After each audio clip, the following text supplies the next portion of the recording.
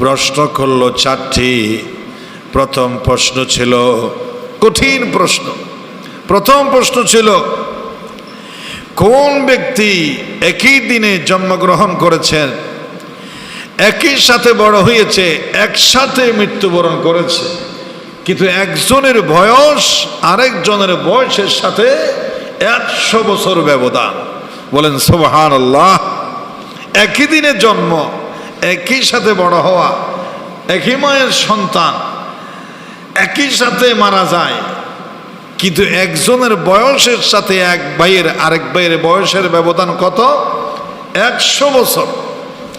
সেই ব্যক্তিটাকে কিভাবে বয়সের ব্যবধান হলো?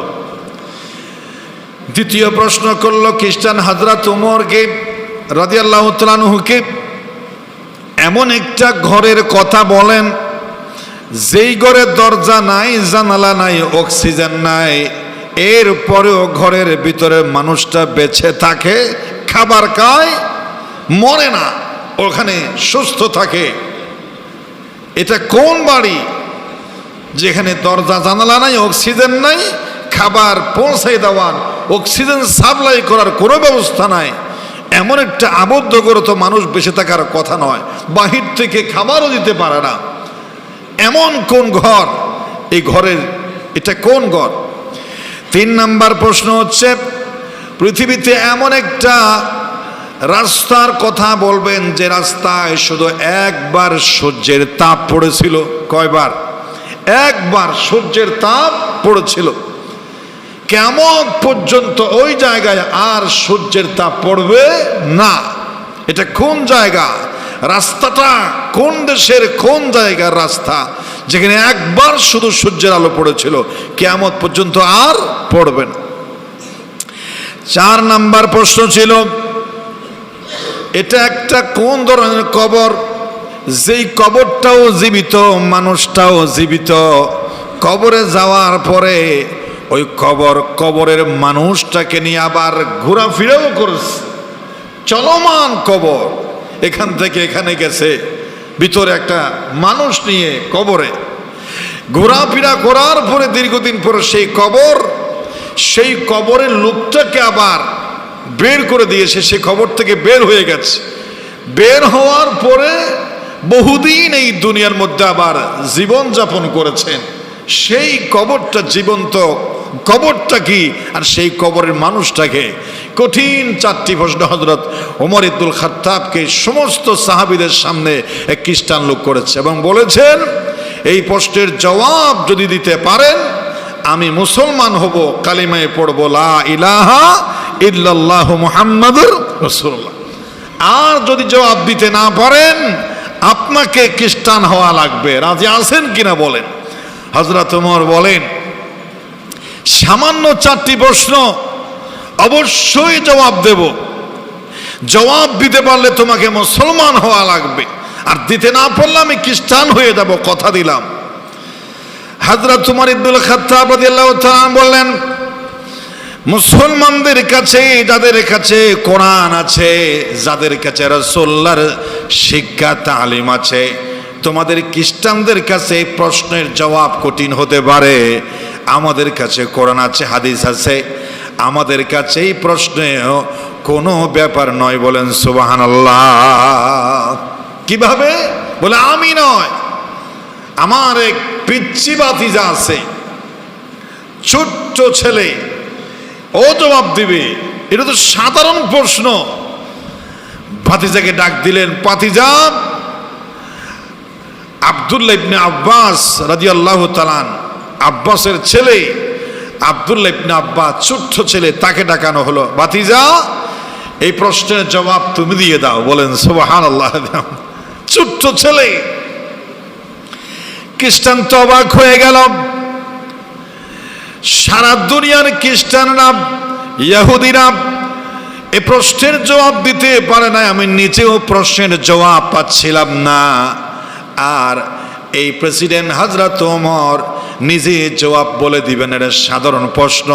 পিচ্চি ভাতিজাকে আমার সামনে হাজির করে দিল, এই পিচ্চি ছেলে জবাব দিবে। মুসলমানদের ছেলেদের এতই জ্ঞান, এতই জ্ঞানের গভীরতা। হযরত আব্দুল্লাহ ইবনে আব্বাস রাদিয়াল্লাহু তাআলা ছোট ছিলেন, যার জন্য দোয়া করেছেন মুহাম্মদুর রাসূলুল্লাহ সাল্লাল্লাহু আলাইহি ওয়াসাল্লাম, দোয়া করেছেন আল্লাহুম্মা ফাক্কিহু ফিদ্দীন ওয়া আল্লিমহু তাওয়িল। আল্লাহ, আব্দুল্লাহ ইবনে আব্বাসকে তুমি জ্ঞানের সাগর বানিয়ে দাও, বলেন সুবহানাল্লাহ। হযরত আব্দুল্লাহ ইবনে আব্বাস ছোট বাচ্চা বলছে, খ্রিস্টান এত সাধারণ প্রশ্ন করছো তুমি, আর একটু কঠিন প্রশ্ন করতে পারো নাই? এগুলো তো সামান্য ব্যাপার। কিসের সামান্য ব্যাপার? প্রথম প্রশ্ন কি ছিল তোমার? বলি এমন একটা ব্যক্তির নাম বলো, এমন দুজন বাচ্চার নাম বলো যারা একই সাথে জন্ম, একই সাথে বেড়ে ওঠা, একই সাথে মৃত্যুবরণ করা, কিন্তু একজনের বয়স 100 বছর ব্যবধান আরেকজনের চাইতে। সেই দুইজন ছেলের নাম কি? দুইজন ছেলের নাম হলো, একজনের নাম উযাইর, আরেকজনের নাম উযাইজ। উযাইর আল্লাহর পয়গম্বর। হযরতে উযাইজ এবং উযাইর রাদিয়াল্লাহু তাআলা একই দিনে জন্মগ্রহণ করেছেন, একই সাথে লালিত পালিত হয়ে বড় হয়েছেন, একই দিনে মৃত্যুবরণ করেছেন। কিন্তু মৃত্যুবরণ করার আগে বাইতুল মুকাদ্দাসের ধ্বংসযজ্ঞ, পাহাড় জনপদ ধ্বংস হয়ে যাওয়া, সাইক্লোনে গজবে তছনছ হয়ে যাওয়া এক জনপদ দেখে উযাইর আলাইহিস সালাম মনে মনে বলেছিলেন, আল্লাহ, এরকম ধ্বংস হয়ে যাওয়া, মাটির তলে পাথরের তলে চাপা পড়ে যাওয়া এরকম ধ্বংস যজ্ঞেই জাতিকেই খণ্ড বিখণ্ড মানুষগুলোকে, পানিগুলোকে আপনি কিভাবে জিন্দা করবেন? এই জনপদ মানুষগুলো কিভাবে আমার জিন্দা করা হবে? হাসরের মাঠে তুমি সবাইকে জমা করবে, এগুলো তো অস্তিত্ব নাই, একেবারে একাকার হয়ে গেছে, এগুলোকে কিভাবে জিন্দা করা হবে? মনে একটা প্রশ্ন ছিল যে কিভাবে জিন্দা করা হবে পচে গলে মরে একাকার হয়ে যাওয়ার পর। এইটা প্রশ্ন তার ছিল, তিনি চেয়েছিলেন যে কিভাবে জিন্দা করা হবে। আল্লাহ পাক তাকে এই জিন্দা কিভাবে করা হবে এটা তাকে দিয়ে আল্লাহ পাক শিক্ষা দেওয়ার জন্য সিদ্ধান্ত নিলেন, বলেন সুবহানাল্লাহ। তাকে কি করলেন? কোরআনুল কারীমের সূরা বাকারা 259 নম্বর আয়াতে আল্লাহ পাক এই ঘটনার ইঙ্গিত করেছেন, আও কাল্লাযী মাররা আলা কারয়াতিন ওয়া হিয়া খাওয়িয়াতুন আলা উরুশিহা قال أنى يحيي هذه الله بعد موتها। এই মুসা এই হযরতে উযাইর আলাইহিস সালাম প্রশ্ন করলেন যে কলা আন্না ইউহি, ধ্বংস হয়ে যাওয়া জনপদ, শহর, মানুষ, পশু একাকার সব পাউডার হয়ে গেছে, এগুলো কিভাবে জিন্দা করা হবে? তিনি বলছেন কলা আন্না ইউহি হাযিহি আল্লাহু বা'দা মাউতিহা, মৃত্যুবরণ করার পরে কিভাবে জিন্দা করা হবে? এটাও কি সম্ভব? আল্লাহ পাক তাকে সঙ্গে সঙ্গে কথা যখন বললেন ফাআমাতাহু, আল্লাহ তাকে বললেন এই উযাইরকে ধরো, মৃত্যুকে বলেন উযাইরকে ধরো, সঙ্গে সঙ্গে উযাইর হয়ে গেলেন রাদিয়াল্লাহু তাআলা। ইন্না লিল্লাহি ওয়া ইন্না ইলাইহি রাজিউন।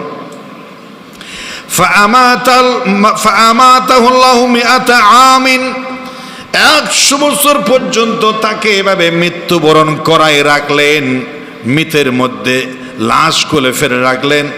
সুম্মা বাআসাহু, 100 বছর পরে তাকে আবার জিন্দা করলেন। 1 মিনিটের জন্য হোক, 1 ঘন্টার জন্য হোক, যদি আবার জিন্দা হয় তাহলে ওই মৃত্যুবরণটা যেন ঘুমন্ত হায়াত হয়ে গেল। তাহলে ওই আরেকটা ভাই ওই দিনে মারা গিয়েছিল আর জিন্দা হয় নাই, আর একে সেই দিনেও মারা গিয়েছিল 100 বছর পরে। তাকে বোঝানোর জন্য কেমনে মৃত্যুর পর আবার জিন্দা করা হয়, তাকে আবার জিন্দা করা হলো। এই যে আবার হায়াত পেল কিছুক্ষণের জন্য, ওর বয়স 100 বছর বেড়ে গেছে, বলেন সুবহানাল্লাহ। 100 বছর বয়স বেড়ে গেছে। কোরআন বলছে ক্বালা কাম লাবিস্তা, ঘুম থেকে আল্লাহ পাক উযাইর আলাইহিস সালামকে তুললেন। সূরা বাকারার 259 নম্বরে আল্লাহ ঘুম থেকে জাগ্রত করে উযাইরকে প্রশ্ন করলেন কাম লাবিস্তা, কত বছর কতক্ষণ ঘুমাইছো বলো, কতক্ষণ ঘুমাইছো? আল্লাহ উজাইর আলাইহিস সালামকে ডাইরেক্ট প্রশ্ন করছেন, কত বছর এখানে ছিলা, ঘুমাইছো? ক্বালা, উজাইর বললেন, বিস্তু ইয়াওমান আও বা'দা ইয়াওমিন। এটা কি বলা লাগে আল্লাহ? হয়তো একদিন হবে, নয়তো একদিনের চাইতে কিছু অংশ কম হবে, এই চাইতে বেশ কম হবে না, একদিন বা আধা দিন হবে। কোরআন বলছে, বলেন সুবহানাল্লাহ। এই ঘটনাগুলো আল্লাহ কেন বলছেন, কাহিনী কেন বলছেন আল্লাহ? আল্লাহ এই জন্য বলছেন, অনেকে মরছো, মরিয়া পচিয়া গলিয়া মাটির সাথে যাবে মিশিয়া। জবাব, সওয়াল জবাব, কবর, হাসর, পুলসিরাত, জান্নাত, জাহান্নাম, তোমাদের কি ঝাপসা লাগে? এগুলো কি বিশ্বাস করতে কষ্ট হয়? আমি ইতিপূর্বে জীবন্ত ঘটনা প্রমাণ করে দেখিয়েছি। এদেরকে যেমন জিন্দা করেছি, তোমাদের জিন্দা করব, যথাযথ হিসাব নিকাশ দিয়ে তারপর কদম লাগতে পারবে, এই ক্ষমতা আল্লাহর আছে। শুরু বলেন সুবহানাল্লাহ। সন্দেহ করে অনেকেই, আসলেই কি মরার পরে আবার কবরে জিন্দা করা কি হবেই? এটা কাফেরের প্রশ্ন ছিল, অমুসলিমদের প্রশ্ন ছিল, এখনো আছে। আমার কি আসলে জিন্দা করা সম্ভব কিনা? শুধু মোল্লা মুন্সিরা ওয়াজ করেই গেছে, কোন কবরের মানুষ তো জীবিত হয়ে আমাদের বলে নাই, বাইরে আমরা সুখে আছি, কষ্টে আছি, আমাদের জন্য কিছু পাঠাও। আত্মীয় স্বজন তো খল্লা তুলে একবারও বলে নাই, শুধু কাগজে শুনেছি।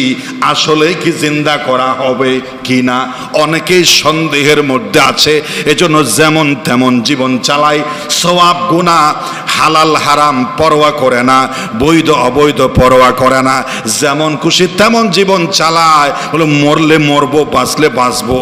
আসলেই কি পরবর্তীতে আল্লাহকে আবার আসলেই জিন্দা কিরকম করতে পারেন? 100, 200, 500 বছর পরে আসলেই কি করা হবে? এটা জীবন্ত কাহিনীর মাধ্যমে, জীবন্ত ঘটনা ঘটিয়ে কিয়ামত পর্যন্ত মানুষকে বোঝাতে চাচ্ছেন। আল্লাহ চাইলে পারেন। জোরে বলেন সুবহানাল্লাহ। বিশ্বাস 100 করো। এই আয়াত আমি বলছি সূরাতুল বাকারা, কোরআনুল কারীমের প্রথম সূরা, সর্ববৃহত্তম সূরা, 286 আয়াত সম্বলিত একটি সূরা আছে। এটাকে কোরআনের সর্বশ্রেষ্ঠ সূরা বলা হয়। এটা 3 পারা প্লাস, একটা সূরা 3 পারার চাইতে বেশি। এই সূরায় 286 আয়াত আছে। এই কাহিনীটা জীবন্ত মৃতকে জিন্দা করার কাহিনী। আল্লাহ বলছেন 259 নম্বর আয়াতে, আপনারা গিয়ে দেখতে পারেন, আলোচনা রেকর্ড হয়, লাইভ হয়। আপনারা এটা জীবন্ত কোরআনে আছে কিনা এটা দেখবেন। দেখার পরে ঈমানটাকে আরো বেশি মজবুত করবেন। মরিতে হবে, আবারও জিন্দা করা হবে, কোনো সন্দেহ নাই। এটা আল্লাহর জন্য কোনো ব্যাপার নয়, এবং তিনি বিশ্বাস করতে পারবেন না। আল্লাহ যদি বলেন কই বছর কতক্ষণ ঘুমাইয়েছিলা এই জায়গায়, উজাইর আলাইহিস সালাম বলছেন একদিন অথবা আধা দিন হবে। কলা, আল্লাহ জবাবে বললেন, উজাইর রে, কোথায় তোমার মন্তব্য আর কোথায় বাস্তবতা? আল্লাহ বলছেন ক্বালা কাম, ক্বালা বাল লাবিস্তা মিআতা আম। একদিন আধা দিন নয়, আমি আল্লাহ নিজে বলছি এই জায়গায় তুমি 100 বছর ঘুমিয়েছিলে। বলেন সুবহানাল্লাহ। মিআতা আম, আম মানে বছর, মিয়া মানে 100, মিয়া মানে 100, আম মানে বছর, মিআতা আম মানে 100 বছর। আল্লাহ পাক বললেন 100 বছর। উজাইর আলাইহিস সালামের মনে সন্দেহ লাগতে পারে। আল্লাহ 2টা নমুনা তার পাশে রেখে দিলেন কিয়ামত পর্যন্ত মানুষকে বোঝাবার জন্য। আল্লাহর প্রমাণের কোনো প্রয়োজন ছিল না। তারপর লিয়াত মাইন্না কালবি, অন্তরের প্রশান্তির জন্য আল্লাহ জ্বলন্ত 2টি নমুনা হযরতে উজাইরকে দেখিয়ে বললেন, তুমি দেখো, ফানজুরি ইলা তুআমিকা ওয়া শারাবিকা লাম ইয়াতাসান্না। উজাইর রে, দেখো আমি তোমার 2 পাশে তুমি যে খাবার নিয়ে এখানে এসেছিলা, সে 100 বছর আগের খাবারের দিকে তাকিয়ে দেখো, এখনো টাটকা রয়েছে। বলেন সুবহানাল্লাহ। যে খাবার সাথে ছিল এখনো নষ্ট হয় নাই, বরাবর আছে। উষ্ণতা সহ বাসি হয় নাই, ঠান্ডা হয় নাই, দুর্গন্ধ হয় নাই। ইলা তুআমিক, একদিকে তোমার খাবারের দিকে দেখো, লাম ইয়াতাসান্নাহ, যে খাবার এখনো আগের মতো টাটকা রয়েছে। দেখো হুজুর আসলাম দেখেই তো আমি এজন্য তো বলছি আল্লাহ আধা দিন হবে হয়তো একদিন হবে, এই জন্য খাবার তো বরাবর আছে। 100 বছর যে হলো তুমি বলছো, তো খাবার তো এতদিনের 13টা বাজার কথা। আল্লাহ বলেছেন একদিকে তাকালে তোমাকে দেখালাম খাবার বরাবর রয়ে গেছে। ওয়ানজুর ইলা হিমারিকা, তুমি যে গাদার পৃষ্ঠে সওয়ার হয়ে এই জনপদে এসেছিলা, সেই গাদাটার দিকে একটু নজর করে দেখো। ইলা হিমারিক, হিমার মানে গাদা, এটা আরবি যারা জানে তারা বুঝে। হিমার মানে কি? গাদা। ওয়ানজুর ইলা হিমারিকে, তোমার গাদারের দিকে দেখো। ওয়ালিনাজআলাকা আয়াতাল লিন্নাস ওয়ানজুর ইলাল ইযামি কাইফা নুনশিজুহা সুম্মা নাকসুহা লাহামা।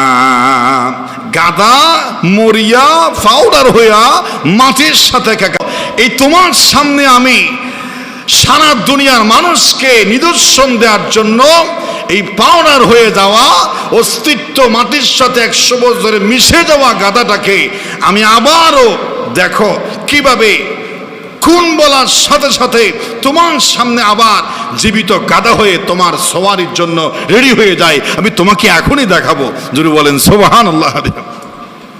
হঠাৎ করে গাদার চতুর্দিকে মাংস চলে আসলো, হাড্ডি চলে আসলো, এবং সেই গাদা নাকসুহা লাহমা, একেবারে গোস্ত পরিপূর্ণ হয়ে সুস্থ সবল একটি গাদা তার সামনে হাজির হয়ে গেল।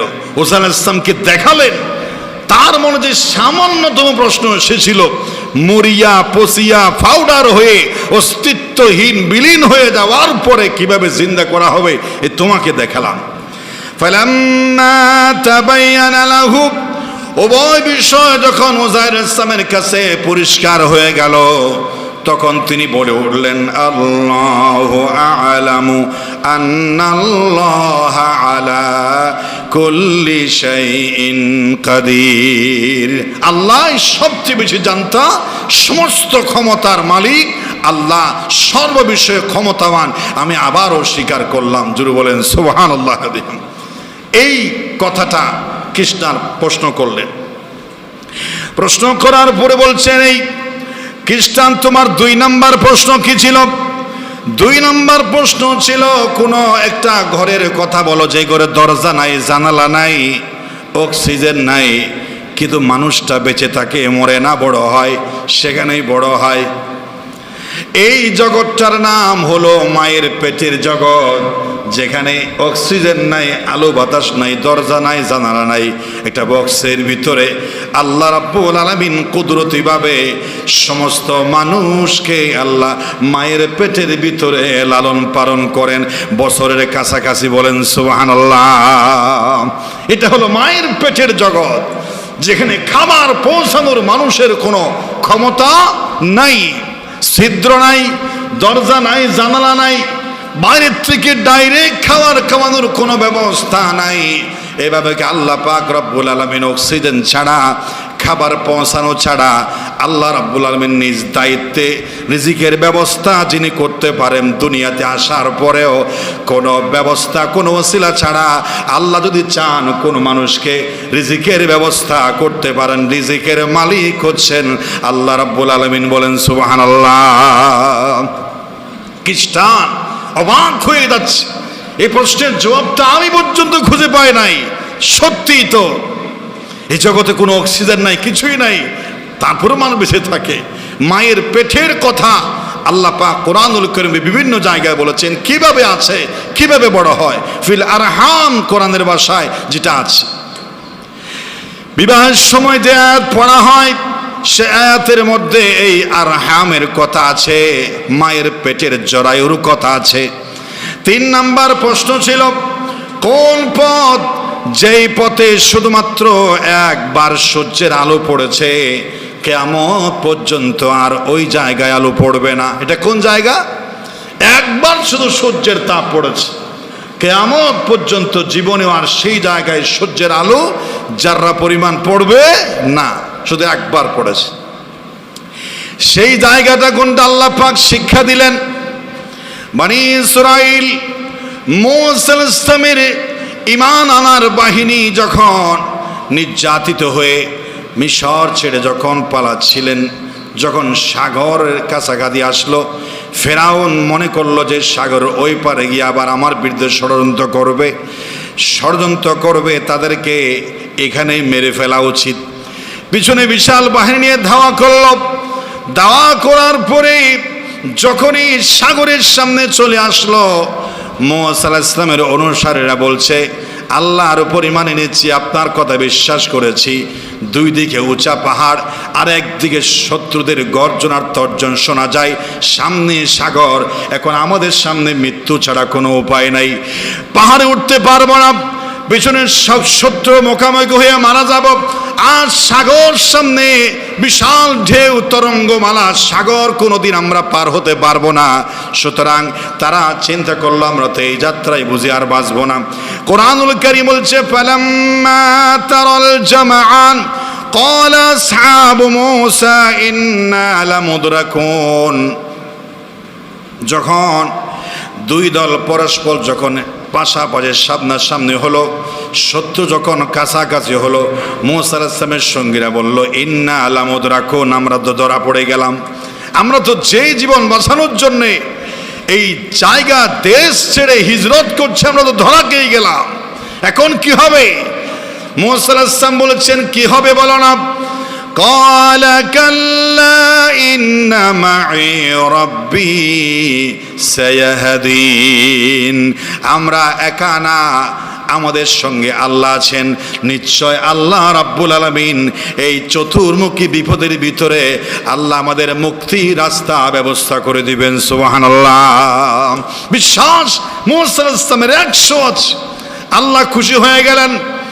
মূসার এই চতুর্মুখী উভয় সংকটের ভিতরে, দুই দিকে পাহাড়, একদিকে হাজার হাজার শত্রু, সামনে সাগর, দেখলে আগে মৃত্যু ছাড়া কোনো পথ নাই। এ কঠিন বিপদে তুমি যে আমার উপর তাওয়াক্কুল করেছো, এজন্য আমি খুশি হয়ে গেলাম। তোমার হাতের লাঠিটা একটু বের করে নাও। ফাআওহাইনা ইলা মূসা আন ইদরিব বিআসাকাল বাহরা ফানফালাকা ফাকানা কুল্লু ফিরকিন কাত্তাউদিল আযীম। আল্লাহ পাক বলছেন, তোমার হাতে লাঠি দিয়া সাগরের উপর শুধু একটা বাড়ি মারো। কয়টা? একটা আঘাত করবে তোমার হাতের লাঠি দিয়া, একবার আঘাত করার সঙ্গে সঙ্গে আপনারা জানেন মুহররমের আলোচনায় যেই কারণে আমরা রোজা রাখি, আশুরার রোজার মেইন ইতিহাস প্রেক্ষাপট হলো এই ঘটনা। আল্লাহ পাক রব্বুল আলামিন ফেরাউন থেকে, তার জালেমদের থেকে মূসা আলাইহিস সালাম এবং তার অনুসারীদেরকে এই দিন রক্ষা করেছেন। এজন্য শুকরিয়া তান বনি ইসরাইল ইহুদির রোজা রাখে, আর আমরাও মূসা আলাইহিস সালামের অনুসারী, এজন্য আমরাও শুকরিয়া তান রোজা রাখি। তারা একটা রাখে, মিলা যায়, এজন্য আমরা দুইটা তিনটা রোজা রাখি। এই ঘটনাকে আল্লাহ পাক জীবন্ত করে রেখেছেন। সুবহানাল্লাহ। এইটা সঙ্গে সঙ্গে তারা ছিলেন 12টা লাইনে বিভক্ত। যতটা লাইন ছিল ততটা রাস্তা সাগরের উপর হয়ে গেল। সকালবেলায় সময়টা সূর্য যখন উদয় হচ্ছিল, সারা রাত অন্ধকারে জীবন বাজি রেখে সফর করে যখন দিনের আলো, সূর্যের আলো উঠল, বিপদ কাছাকাছি, সূর্যের প্রকাশ পড়ছে, সাগরের উপরে রাস্তা হয়ে গেল 12টি। রাস্তা পার হয়ে রাস্তার উপর দিয়ে তারা চলে গেল। ওয়াল জামনা সুম্মাল আখিরিন। আল্লাহ পাক বলছেন, আমি আরেক দলকে সেই রাস্তার উপর তুললাম। ওয়ানজাইনা মূসা ওয়া মান মাআহু আজমাইন। মূসা আলাইহিস সালাম এবং তার সঙ্গী সাথীদেরকে আমি রক্ষা করে দিলাম। সুম্মা আগরাকনাল আখিরিন।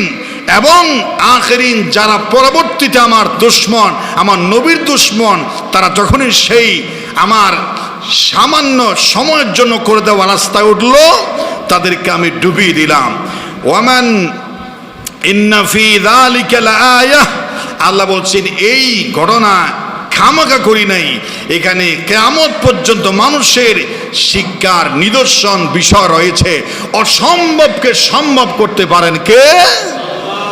আল্লাহ পাক রব্বুল আলামিন বোঝালেন কিয়ামত পর্যন্ত আমার ঈমানদাররা যখন বিপদে পড়বে, মুক্তির রাস্তা থাকবে না, সেখানেও আল্লাহ পাক যদি রাজি থাকেন তার উপরে একটা বিস্ময়করভাবে কুদরতিভাবে মুক্তির রাস্তা আল্লাহ পাক ব্যবস্থা করে দিবেন। তাওয়াক্কুল করতে হবে একজনের উপরে, তিনি কে? সেই ঈমান আল্লাহ পাক তৈরি করে দিতে চান। তখন এই রাস্তা যখন শত্রু যখন মাঝামাঝি রাস্তাটার হুকুম করে দিলেন আবার সাগর হয়ে যাও, রাস্তা আবার পানি হয়ে গেল। ওই যে পার হওয়ার সময় সামান্যতম রাস্তার উপরে সূর্যের আলো পড়েছে, সাথে সাথে ম্লান হয়েছে, রাস্তাও নাই। সূর্য কিয়ামত পর্যন্ত আলো পড়বে কিভাবে? রাস্তা তো বিলীন হয়ে গেছে। ওই রাস্তাটার উপরে বিশাল জায়গার উপরে একটি বারের জন্য সূর্যের আলো পড়েছিল, কিয়ামত পর্যন্ত রাস্তাও নাই, সূর্যের আলোও নাই। এটা হচ্ছে সাগর উপর দিয়ে রাস্তা, বলেন সুবহানাল্লাহ। যেখানে শুধু একবার সূর্যের আলো পড়েছিল, এটা সাগরের মাঝখান দিয়ে রাস্তা। খ্রিস্টান বলছে কি সুন্দর কথা, কিভাবে এত কঠিন প্রশ্নগুলোর জবাব দিয়ে দাও। তিনি অবাক হয়ে গেলেন, আর কালিমায়ের তাজিবা পড়ার জন্য মানসিকভাবে প্রস্তুতি নিচ্ছেন। কিন্তু আরেকটা প্রশ্ন বাকি আছে ভাতিজা, এটা মনে হয় পারবে না, এটা কঠিন। এইটা কেমন প্রশ্ন? এক, আমরা তো শুনেছি মরা কবর, কিন্তু এই কবরটা জীবন্ত, এই কবর আবার চলমান খবর, এই কবরটা আবার চলাফেরা করতে পারে, মুর্দাকে নিয়ে সফর বেড়াতে পারে। বিস্ময়কর এক কবর। সেই কবরটা কি এবং সেই কবরের মুর্দাটাকে, যে কবরে যাওয়ার পরে ওখানে কিছুদিন কবরে থাকার পরে আবার কবর থেকে বের হয়ে গেছে, শুধু বের হয়ে যায় নাই, বের হওয়ার পরে দুনিয়াতে আবারও জীবন যাপন করেছে, বিয়ে শাদী করেছে, দুনিয়াতে আবার সময় পার করে তারপর আবার মৃত্যুবরণ করেছেন, বলেন সুবহানাল্লাহ।